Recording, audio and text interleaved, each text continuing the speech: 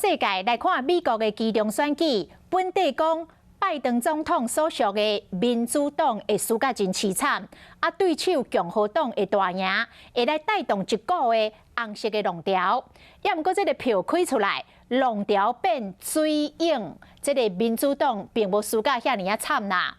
根据着美国 CNN 的报道。众议院的部分，民主党摕到189席，暂时输共和党的209席。啊，若参议院总数100席当中，民主党目前摕到48席，共和党是49席。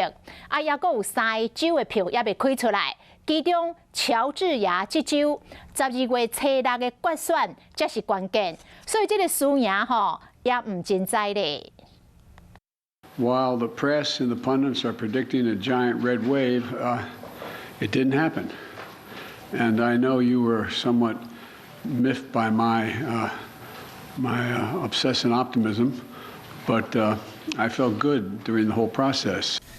美国期中选举开始了，各方拢估计选民不满经济歹、钱变薄，会用选票驾驶民主党。I think you can't overstate the impact of abortion.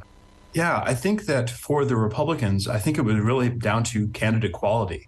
If we look at people like Herschel Walker or Dr. Oz, these were people who were not serious candidates. And voters noticed that and were punishing them for it. 学者分析讲，虽然选民对民主党无满意，不过共和党推动废止对台权，甚至质疑美国选举开票算票公正性，嘛引起选民的不满。I think that Biden will look at this result and say, "Hey, we did okay. I should run again."